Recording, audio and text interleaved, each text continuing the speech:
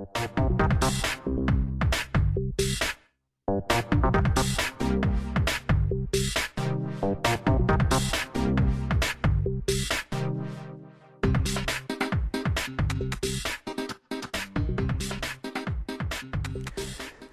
afternoon and welcome to another episode of The Paradigm Shift, the show you were waiting anxiously for. I'm Nick Zigich and with me here is Husan Tran. All right, you know already the format of our show, that we are here to predict the future and prepare you to handle that future in the right way, the way for success. That's right, and today we have a very exciting program put together. Oh yes. Leveraging performance through intelligent matching. Yeah. Now the definition is going to come soon. Yeah, and maybe we should give them a little bit of background. Why do we even talk Absolutely. about this topic? Let me first, actually, before we go to the topic, Husan, if you don't mind, let's get the audience all the information for the show, where they can go, what they can do, how they can call, and all that stuff. Yeah. And before doing that, I would like to tell you about Husan. Husan is a very well-known speaker. She's the author of the book Managing Financial Healing for the New Economy. She is an expert in addressing America's #1 fear of running out of money before retirement or while retired, or not having money for retirement. Oh yes. And she loves to handle or talk about things to happen and how we can actually prosper better. That's right. And I think I should introduce a little bit about you. Oh, if you have to, yes, of course. And Nick and I actually met through the real estate industry. Yes. Yes. And Nick is very talented. He is not just a speaker, he is actually a teacher that teach people how to do the real estate and business brokerage, and also for business owner how to, I think, plan, strategize their business for maximum profit performance. Yep. And Husan and me, as San said, met over issues that have to do with business growth, personal growth, and so on. And I really do love to try and help people eliminate all those pitfalls that they run into, and for which a lot of, in my field of business opportunity, a lot of people lose their businesses and not handle. So at the same time, while we're looking to show, the whole show is geared toward helping you run a profitable business or invest properly or make more money from what you have at the time. Yeah, because the last 20 years and the next 20 years is a different 20 years. There will be changes, turbulences, and we're here to help you how to thrive through the changes in the new world. And that's why we put this program together. Right. And that's why we have this website called the ParadigmShiftTV.com. And you can email us what you want to know, which is WeCare@ParadigmShiftTV.com. All right. And there you can also find, at the ParadigmShift.com, you can find all the archived shows. And there's probably some that by topic that will interest you no matter what type of business you're in. That's why I think it's going to be a new generation of TV show because it's interactive kind of. It is. Yeah. And we're also trying, and this for the future, we're trying to set this as a live show as well so that you can call during the show, and we're excited about that time as well. Right. Mm-hmm. So what do we have today? We have a program put together that's going to help them how to leverage the right fit of the people in the business to maximize their profit or performance. To maximize performance. And for those who didn't watch the show before, the structure of the show is simple. There's 3 things we want to address. 1, depending on the industry, look into the future 1, 3, or 5 years and see with our guests what the future is going to bring in that particular market. Then we're going to go back and find out how that future is going to affect the global economy, the U.S. economy, and the local economy right here in Monrovia or the San Gabriel Valley, and address what do we need to do to deal with that prediction in the most effective way for performance. We feel that the best way to bring information to people and help them has to be both conceptual understanding and practical solutions. All right. And that does call for the introduction of the guests. All right. All right. With us today, and I'll start with the ladies first, is Bronwyn O'Shea. I practiced that well on the O'Shea. Yes, and Bronwyn is a good friend of mine, and she is an expert that has don't want to exaggerate on that. 25 plus years of experience in as executive in the IT industry. Is that right? Okay. Now, one of the things that is very important for this show is that Bronwyn is an expert in matching or finding out in human resource departments what kind of personality matches what kind of a job. Would that be right? Correct. Okay, why don't you just kind of tell us a little bit, give us a glimpse of that particular aspect of your expertise. So I had a background in behavioural profiling, and sometimes that is a not so nice word to use for the profiling aspect of it. Okay. But it's really important to get the essence of a person and match them with the job rather than just focusing on the skill set. Because anybody can be taught something, but your behaviour and your personality is the core of who you are. Okay, great. We'll just open with that. And our second guest in the studio, if I can say first, second, the other guest in the studio is Doug Bowers. Doug, welcome to the studio today. Thank you, Nick. All right. Well, Doug is a certified public accountant right here in Arcadia, a friend of mine, one of the members of Toastmasters organizations that I belong to, and Doug does as well. He loves speaking. Yes, I do. And he loves actually sharing a vast amount of knowledge that he has collected over the years as a CPA, and that for the purpose of benefiting every business. Doug is the author of a program called DogOlogic that we are going to discuss today as a panel, and I'm sure that both you and us are going to benefit from that discussion because it's a great program, and with everybody's here experience and talk about it, we're going to pull something out of this. Yeah, I think people will be curious. What does it mean by DogOlogic? Maybe we'll start with Doug. Give us a little overview. The purpose of the program is to identify the essence of a person, the emotional essence of where a person comes from. We think that's pretty much determined at birth. And once you have that determination, then you know how to talk to that person over time. Different people receive information and give information in different ways. And once you know what the emotional essence of the person is, then you know how to talk to them in a way they will receive you. And the purpose is to build that trust and rapport step. And if you don't build that trust and rapport, then they're not open to receiving your communication in the same way they would if you had that trust and rapport. And the purpose is to be able to work together to solve whatever problem or take advantage of an opportunity. That's right. And it starts with that communication sense, that trust that gets built right from the get-go.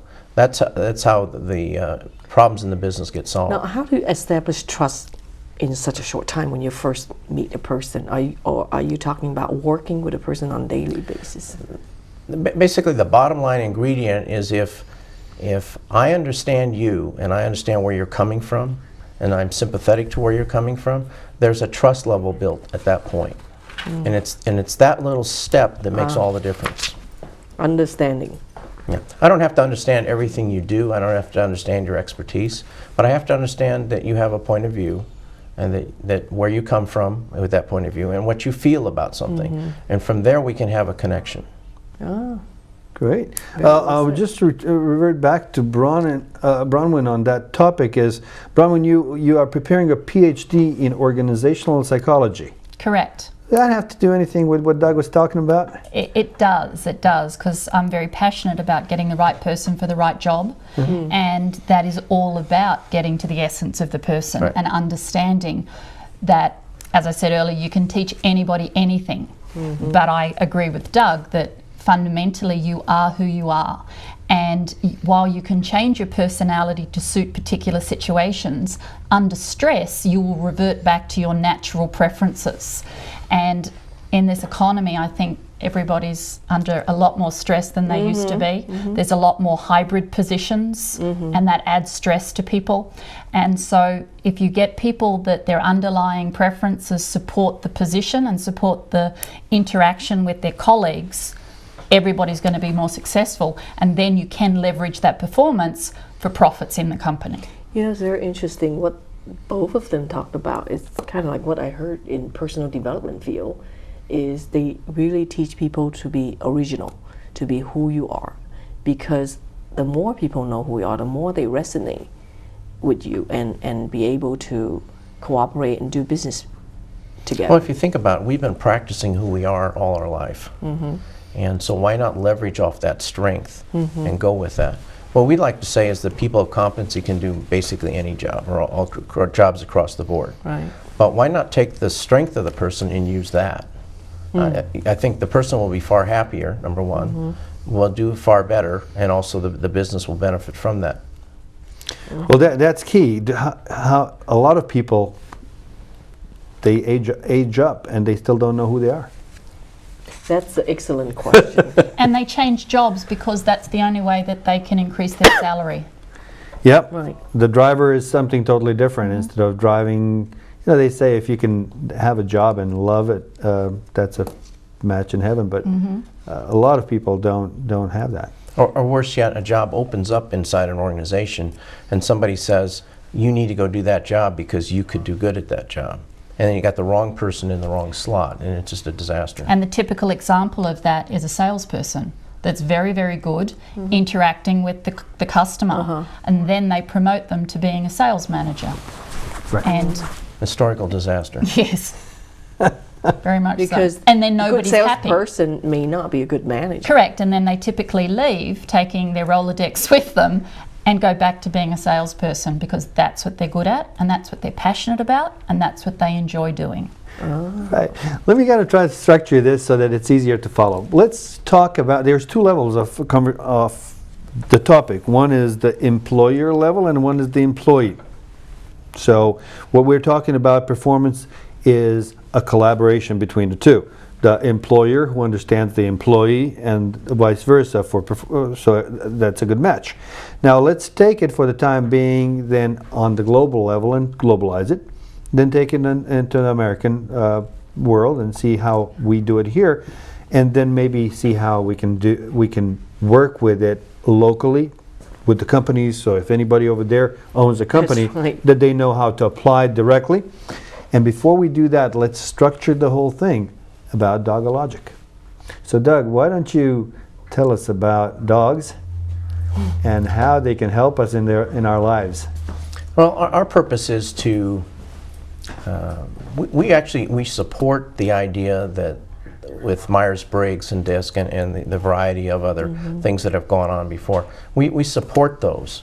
The problem with those is that on a boots on the ground level, on an individual, the guy in the receiving dock talking to somebody else in the receiving dock, those kinds of studies become difficult. So what we tried to do is come up with something that's very simple, that's very intuitive, that a little kid and an old person educated, not educated, male, female, whatever, can learn how to use that system in order to establish that trust and rapport step, which is really, really important. The other thing we try to do is to get away from this concept of employer-employee. We think that setting up an adversarial relationship doesn't help either. And so what we'd like to do is rather get around an oval table where everybody's the same around the table and they bring to the table their essence. They bring who they are to that table and then pool those essences, those 7 things that we've identified. The dogs all represent verbs. They all represent action steps. Each person is a functional area inside a business, but those functional areas also tie up with the emotional essences of the person. So what we're trying to do is identify the emotional essence first and then match it up with the functional area that it's naturally inclined with, and then pool those resources jointly in order to get the most effect. What you're trying to do is leverage the individuals inside the business because you've already spent the money for them. I mean, you already have the place for them to work, you already have the salary, you already have the payroll tax, you already have all that. Why not leverage that? Why not turn that on? Why not make that an entrepreneurial type environment which makes those ideas surface? Okay. Why be rigid about it? Why not be wide open? So go ahead. Go ahead. No, I was just thinking as you were talking, and I spoke with Bronwyn about human resource before, and about resumes, and about the first contact between the employee and employer. And as you're talking about getting together to understand people, I'm questioning, like, which phase do you think that this kind of assessment should come in? Bronwyn? Well, I actually think it should come before the resume. But I have a question going back to your assessment as well. The essence of the person, is there any cultural relationship or cultural information that is contained in your outcomes? There could be, but we haven't tested Okay. for that. We've only tested basically U.S. English-speaking individuals. Because the culture is not geographic culture. What I've seen in the marketplace with these behavioural assessments that are in the market, I feel they cover one element, but there is another element around cultural fit. And the cultural fit that I'm referring to is whether somebody has an entrepreneurial spirit or is a more process-driven company. For example, a bank is much more process and structured and less entrepreneurial for the most of them than a startup. And that cultural profile is part of the essence of the person as well.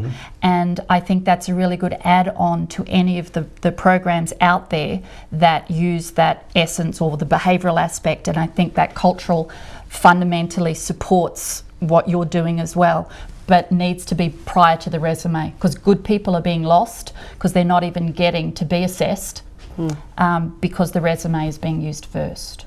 We've seen disastrous consequences where that cultural sense is not matched up, and it just creates nothing but disaster.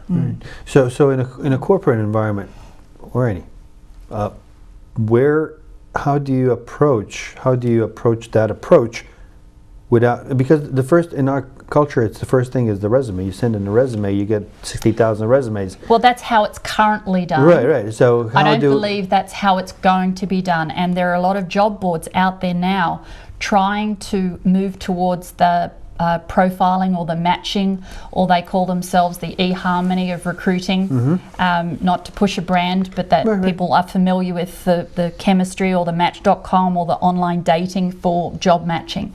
There are a lot of companies doing that and matching on goals and objectives and passions of the candidate to match with the company. So there is a movement. I just don't believe it's being done the right way. Okay, cool. This is the paradigm shift. This is the start of the paradigm shift, yes. And within the next 5 years, if you look at what's happened with the start of the online career centre back in '92, and then the introduction of emails and all the resumes going through the email mill, then the applicant tracking system in the early 2000s, then all the resumes coming through, then the people changing and finding ways to get round the applicant tracking system, we are now on the verge of the next shift. Cool. I got one key point out what both of you just said. So in a time where there's massive unemployment and everything, where the education, a degree or experience, it looks very similar, identical. The way people stand out then is to leverage their personality, who they really are, and use that as a strength. But there's not a lot of opportunity for candidates to do that simply because they haven't taken the next step to use something like DogOlogic prior to that resume. A lot of companies are using other filters, for example, saying bachelor's preferred, when the job doesn't actually require that education, but they're receiving so many resumes, the only way they can filter out is by using educational filters or Big Five experience. You know, that they are trying to manipulate the paradigm shift, but they don't know how to do it. I see. You know, you need products like DogOlogic to get in there to provide filters for companies that are actually workable filters, not just things that make a recruiter's life not just easier. Education, work experience, but Correct. But the essence of a person. Correct. That's kind of scary for the job hunters. like they would have to prove themselves really. Not so- just a resume. I love it. Yeah. Now, Well, before we go, actually, it matches up the opportunity with the person, Yeah. which is no, even it's, better. it's Yeah. all good, but just generally speaking, a lot of people just send the resumes, and they don't even go through the process of adjusting the resume to Well, the job. it's a different approach. Right. I think what we're saying here is that the check sheet type of employment analysis, what degrees do you have, what experience, how many years, and what, maybe that's not really the best thing to focus on. Maybe it's really the essence of the person to focus in on, and then use those other things as supporting, but not as primary focus. But I think most employers pretty much focus on a check sheet type approach. Yeah, and I totally agree with you. And you That's have why a we're job here. description, and a job description is almost invalid the day after the person starts, because the person will never match the job description. They'll match certain components of action items on it, but they bring their essence to that job, and then that job is molded around what that person brings to the company. So if you go back and then have to replace that person in 2 years, you're not going to use the same job description, although a lot of companies do. They think it's the same job. But that person brings themselves into that job role, creates value for the company, and then it morphs into what they bring to the table. In fact, I think what retains customers is that relationship too, right? I mean, what keep people together is more than just the knowledge product or whatever, is that relationship. And the relationship, the foundation of that is, like you say, the essence of the person. So the person actually changes the job. in Correct. essence. And then when that person leaves, that essence of that job, the way that job has become, is not there now, because we're not hiring for that. We're hiring off a check sheet. So we're having this mismatch, Yeah. and becomes nothing but trouble. Right. And somebody was talking to me the other day about what's going to happen when the economy picks up. And they said, well, it'll be easier for recruiters when that happens, because there will be less people looking for jobs. And my comment is that I predict it's going to be harder, because people are staying in jobs now that they don't particularly like, they may not be suited for or fit, but their salary's been cut. It's tough to get a job out there in the marketplace, so they're staying put. When the supply comes up, they're actually going to be jumping ship and going to other companies. So there's 170 million workers in this country. It's never going to get any better for the recruiters than it is now. It's simply going to get worse. And they do need different tools. They need to think about things differently. And coming back to the paradigm shift, that they need to get outside the box that they're currently in. They do.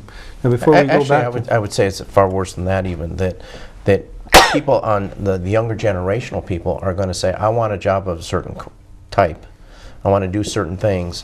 And if the current job I have now does not match, I'm on the move. And so there's going to be just a total disruption in the workplace. Correct. And yeah, it'd be a disaster for companies that don't move ahead.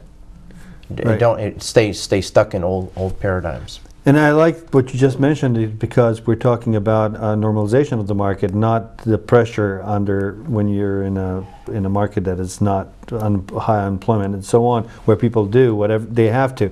But before we go back to DogOlogic, because I'm very curious to hear more now, what do you feel is the explanation what you did about how employers are hiring and so on in the global market? Is it different in different countries, and do you see any really cool trends somewhere else? Britain, you're a worldwide person. So I think personalities do change across countries, but the personality component is the cultural aspect. And what I mean by culture is their work, not whether they're entrepreneurial or not, but their work-life balance. Europe is a much more, I work to live, not live to work. The US is more of the live to work from necessity. Australia is a much more laid-back approach to working. But I think the tools are go across countries, because fundamentally there aren't that many differences between people. And you talk about the nurture and the nature debate. You know, you take somebody from here and pop them in here. Fundamentally, people are people. Right. But do you see anybody out there leading the trends, like that you notice that somebody is ahead of the curve with the change of profiling? There is or one assessment? company that is very, very leading edge, and I don't want to promote any brand, but they have a strategy where they recruit.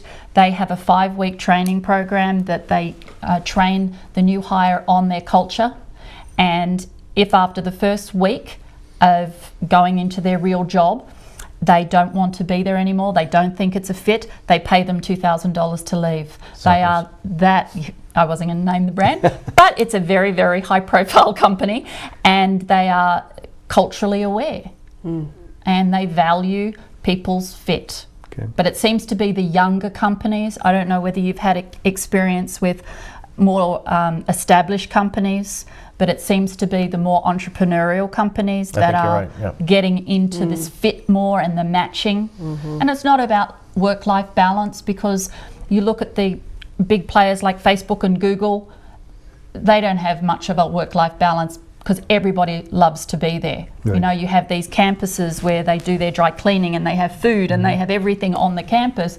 They're working 24/7. So it's not about work-life balance, it's about the fit. Right. It's about the match into the company and the shared goals. It's not that they're just enjoying the job that they're doing. They honestly want the whole company to succeed. And I think that's critical. Yeah, that particular company is so into that culture aspect, they actually produce a culture book every year with people's comments who work there, and drawings and pictures of them doing things. And they actually come up with a book done by the employees to document that cultural change. So that's really, really important. Yeah. Shall we move on? Doug? I can't wait to hear about this DogOlogic, the 7 dogs. So, what does the DogOlogic do for this matching? What it does is it gets you to understand who each person is, the essence of each person, and then to accept that as that's the essence of the person. And then when you work on a problem inside a company and you make a comment about something, it's coming from that perspective. So you understand it's that perspective that's making the comment. And so it doesn't become a personal item. Well, you know, you're always against, for example. One of the dogs is pretty much focused on risk most of the time. And that person tends to be ostracized because they're always risk focused. You're always telling me, which conflicts with yours, by the way. You're always telling me there's always some kind of a problem.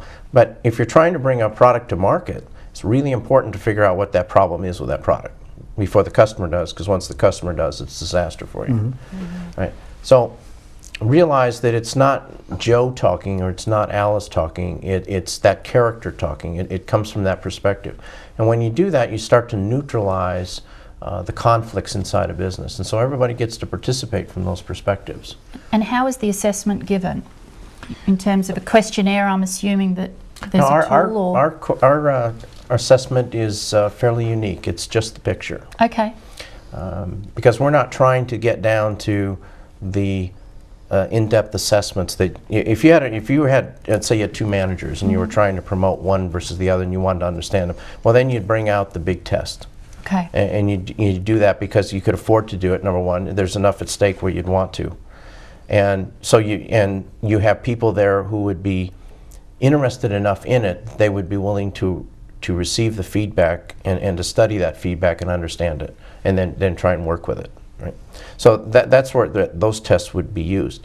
But if you're just going to meet a person, and if you're a salesperson, you're just going to make a sales call on a person, you're not going to give them the test. You're not going to give them a DISC test or a Myers-Briggs test to try and figure out who they are. You have to come up with something simpler. And if you have people who are 18 years old versus 65 years old, you got to have something that everybody can understand and work with and can remember. Because if you go through the DISC profiles and you say you're a high I or a low D or something, it becomes hard for people to remember those things, especially if they're not trained in it and they're frankly not that interested in it. So what we have is something that's fun and it's simple and it's based on primarily just on taking a look at the picture, establishing who you are, and then we'll give you a description and then you work from there. Once you know who you are, Then what you want to do is find out who everyone else is that you're working with. And then you know how to talk to them. You know what they're going to say, you know the kinds of things they're concerned about, you know how they're going to approach the problem. And you want them to approach the problem exactly as they are. You don't want them to be different. You want them to be who they are. You want them to bring their very best essence to the table. Okay. Because that's what makes it work. That's what you're relying on them being who they are. And some people, I would much rather have a person in the right slot who doesn't maybe have a lot of experience at it than the wrong person in that slot. Because you can work with that person. The person in the right slot will figure out the answer, whereas the other person probably won't. And so you're much better. You're leveraging people by getting them in the right positions. True. You want to tell us how the program works? Well, what I would like people to do is actually go to the website and actually take the test. So rather than take that away from them, that sense of discovery. Okay. Because you can go to the website and you can take the test and it's free. So why don't you tell the audience where to go? the website address is www.DogOlogic, DogOlogic.com. And you simply take the test there and you'll get an answer back as to who you are. And that's Cool. So I'll Run to it. let them go ahead and do that. I think what's interesting about DogOlogic, because when I moved here from Australia in 2003, I actually reviewed all the assessments on the marketplace in the US. And from the 4-factor models, which is the Myers-Briggs and the DISC, to the 5-factor models, which are the Neo and some of the others. And what I've found in this marketplace is that as soon as you say assessment or test, candidates feel very conscious about that, to say, is it a pass or a fail? Employers then look at it and say, well, is it legal, is it not legal? When can I do it, when I can't do it? And the assessments in the marketplace are quite daunting as well, that the Neo is 607 questions for somebody. Now they did a workplace version of it which cuts it down to about 105 questions, but it's still tedious to go through that. But they have to have them that long to build in the faking scales and all the things that go along with making the assessments credible. What I like about this product is the simplicity of it, and that you could put this in front of recruiting, or you could put it as an exercise over a lunchroom for people that are already hired, and it's not confrontational. I think the thing is that people are scared to put labels on themselves in the workplace because they think that they will be ostracized or that will be held against them. So I think the new generation of behavioral profiling and suitability will have that fun aspect and also be simple, because it's really not that hard. Yeah. See, a lot of times we've been conditioned here because you're in elementary school and you take a test, and so you're labeled smart kid, dumb kid, average kid. So you end up in an average kid slot. And maybe you were just bored that particular day. And so you end up in a slot, and then you go and you end up in another slot. And then when you go to an employer, you say, well, you're an accountant, so you can only do accounting. Or you're only sales, you can only do sales. And you end up in these slots, and so then the result is you've been labeled along the way, and then you're slotted, and then if you want to take advantage of some other opportunity, you can't because you've got all these labels attached to you. And what we're trying to do here is just simply bypass all that. Show you something quick and fun that you don't see coming. And then it starts a conversation going. Because when you start with the test, all the official kind of test, the Myers-Briggs and things, I mean, those are really valuable pieces of information, but when you start to ask people to fill them out, 10, 15 questions in, they say, well, what am I doing? I'm bored with this. Yeah. And so we have this... It's like CIA.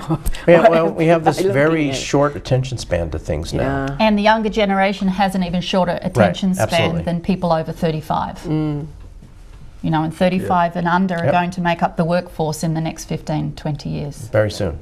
That generational shift is key. So this works not just for people who are seeking job. It works for an employer who's looking for the right people to work with. Yeah, I want to maybe work in matchmaking too. Yeah, but Doug, did you want to explain the program, or it actually what works do you want to do with it? one person suggested to us that she put it on her iPhone or her BlackBerry, and if she's in a restaurant, she would say, and somebody wants her number, she would say, pick your dog. And you pick the wrong dog, you don't get the number. Because there's not a match there. I mean, we're so dissimilar that there's no point in continuing that conversation. So. And something like that, I said I went through all of when eHarmony first came out, I actually went online and did the assessment because I'm interested in assessments. Right. So I went through it and I knew what they were asking.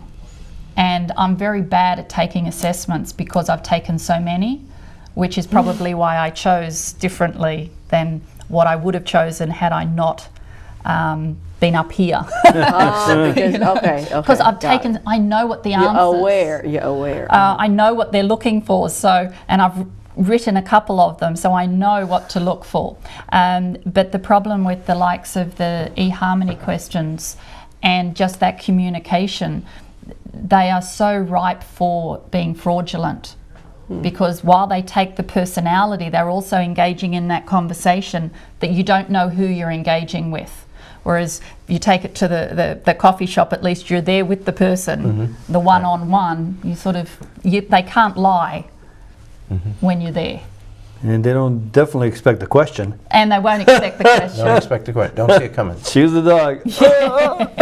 See, and another problem we have with all the written tests is we assume a person can read.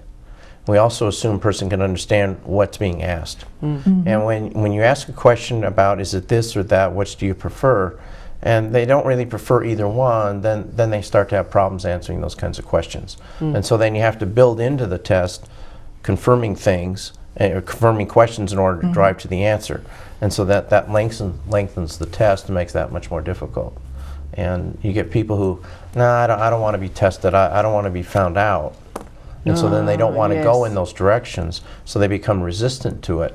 Whereas this is just plain fun. And it also is so simple that coming from an HR world and having people report to me that we're recruiters, staffing managers, the problem is that they're so overwhelmed with the resumes, they don't, and interviews and the like, they don't have time to become certified in behavioural profiling.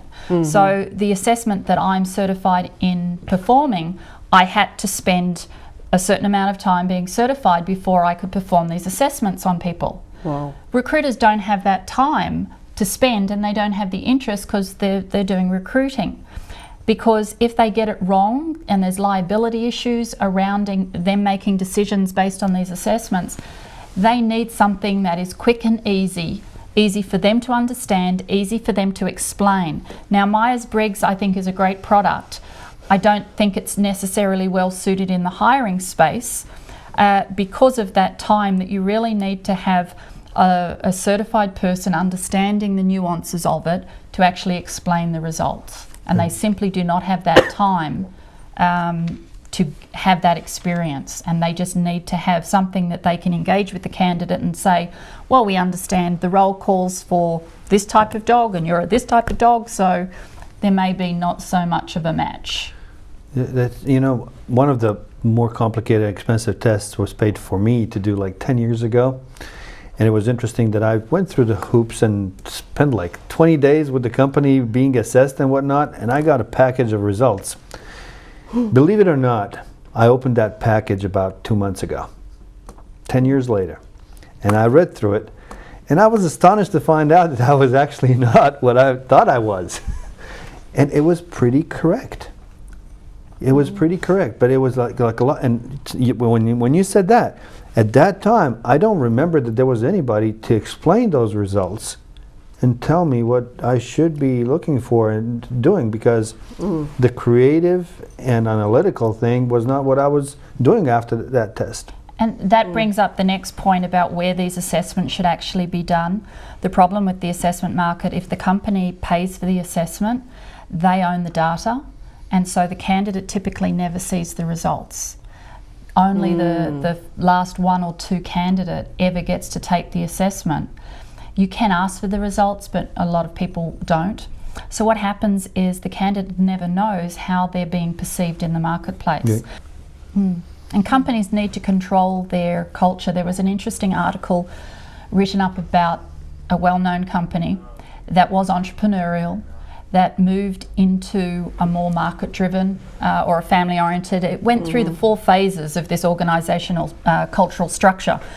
And at the end of it, it came to this market-driven culture, that it was on the stock market and it was affected by outside influences. And the company started to go downhill because it wasn't true to the value system that it had created in the start. And it recognised that it had to move back to its entrepreneurial spirit.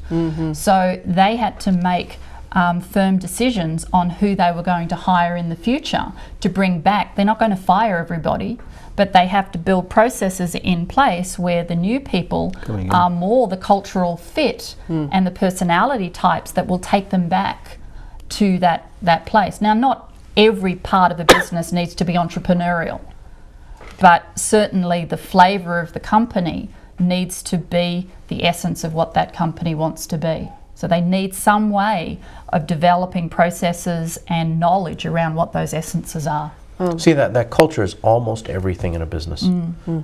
Because the culture is what carries the business forward. You get a difficulty comes up, and there's always a difficulty coming up, right? So you go back to what's our culture, what's our true north, what's our way of thinking about things, and what's our understanding between us all as to who we are and how we're going to move forward. And if you get that disconnect going between the culture inside the business, I mean, you've got another recipe for disaster coming. Can I clarify something? Because I think that DogOlogic is to find out who this individual is and how they fit into this group, right? But what you just talked about is the group, the culture as a group. So would DogOlogic also work on a group environment? We have basically 3 steps. Step number 1 is figuring out who you are and who everyone else is. Okay. Right? Which is the kind of the assessment or the profiling. You know, those are kind of trigger words. We don't really. There's a lot of negativeness to some of those words, so we try not to use them too much, because we want to go to this new way of doing things, right? And the newer way, I don't think has a name Or a quite survey, yet. they call it, because it's less confrontational. Survey. So the first step is really to be able to figure out how to handle communication between each other. The next step is to set up an oval table. And the oval table is where we actually sit around an oval table, not a square table, not a rectangular table, but an oval table. We get rid of that triangular form of management in which we have a top-down type approach, my way or the highway, all those kinds of things which do not work. They will not work with the new generation. The new generational people coming on will reject that. And as soon as the economy changes, they're on the move.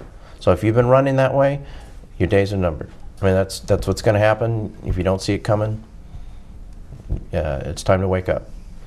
So around this oval table is where we can bring these personal essences together. And then we can work on a problem, we can work on an opportunity from our mutual skill sets. And that cross-fertilization is what happens. Kind of like team building.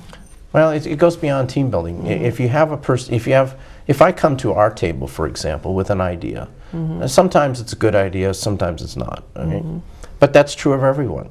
But if I bring to the table an idea, someone else will say, well, you know, that's okay, but you know what's better is this, or that won't work, but I'll tell you what will work. I know from doing this for a long time, I know that's where the gold is. When that other person comes in with their overlay of their skill set, and they come in and say, you know what, this other thing will work better. I know we've got a better idea. And when we start doing that layer after layer after layer, then we start to get a really great idea. But we don't do it unless we have everybody at the table. So we can't have somebody in an office somewhere saying, this is what I want done, instead of saying, what should we do? And what should we do, and how should we go about it, and come to a mutual consensus. And then from that consensus, then go out and do things. And then we can start parceling out which one's going to do which. Yeah, so if you take, for example, a company with 100 people in it already, and they're looking to hire new people, if I was to consult with them, the first thing I would say is, find out where you start now. You know, so you've got to know your whole landscape now, because the balance of the personalities that you have existing may determine the type of person that you hire ultimately.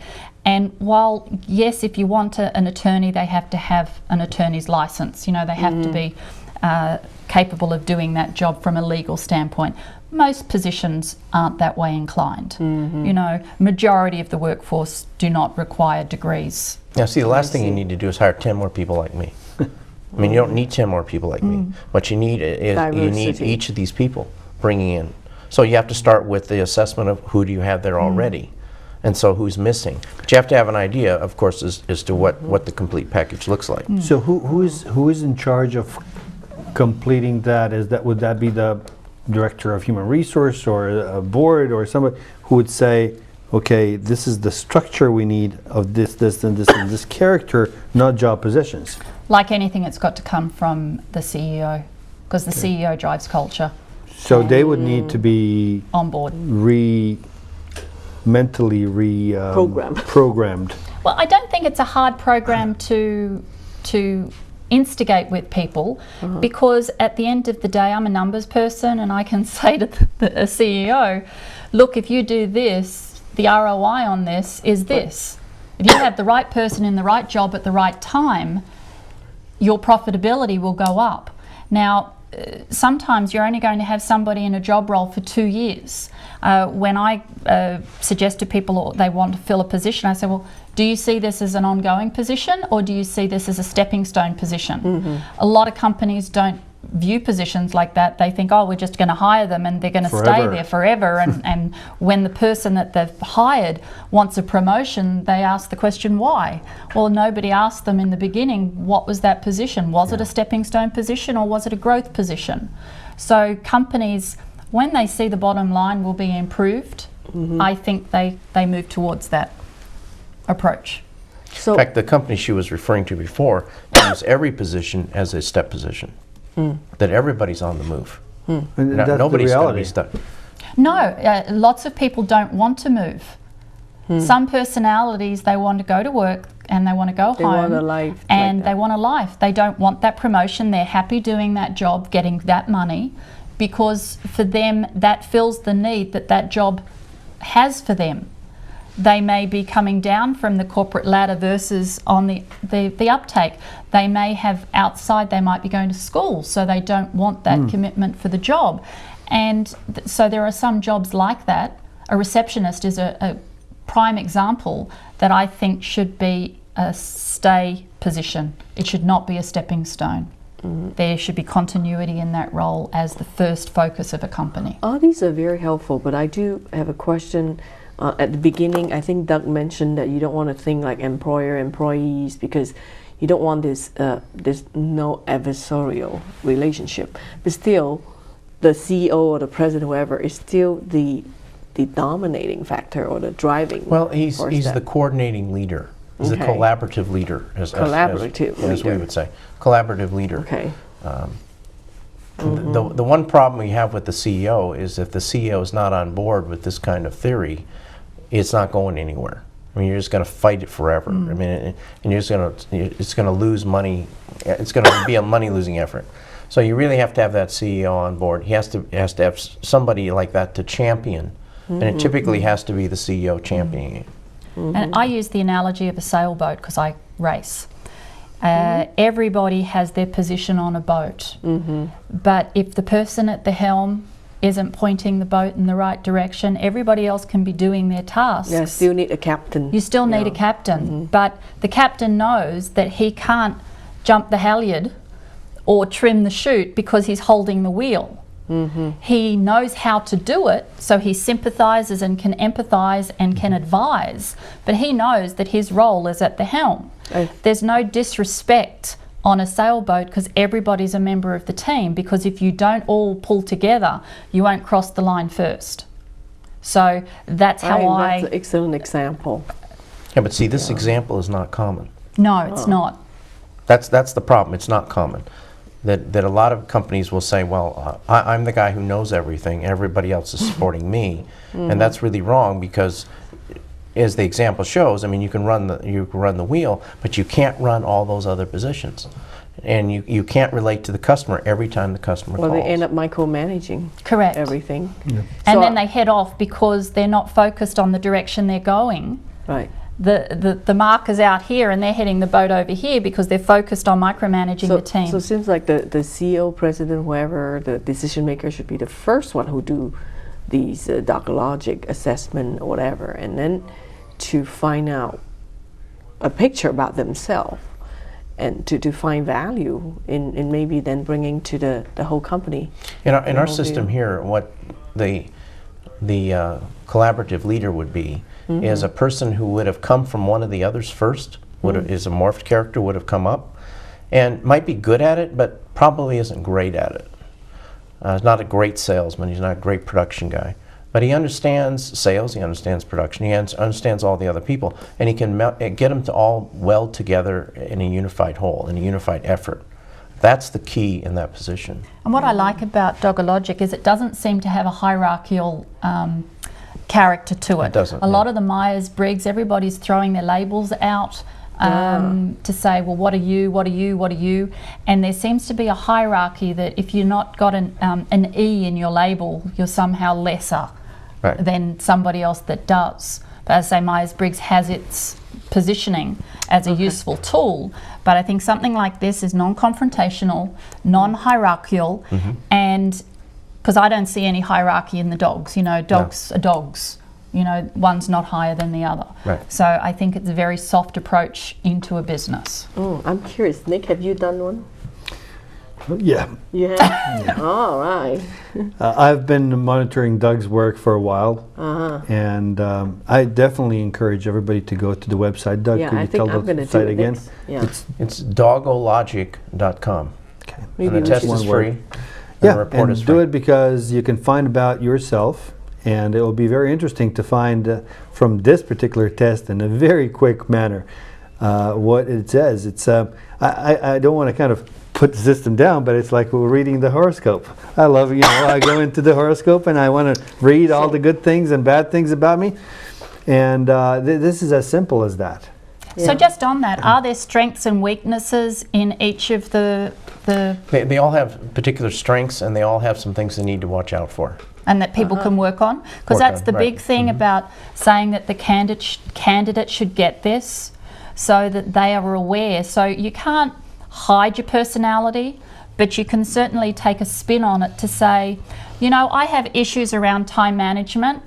So what I've done to correct that or work on that is bring this. somebody. But if you don't know that one of these assessments is going to show that you're not task oriented and that's what the job requires, you're not even going to get into that interview to have that conversation.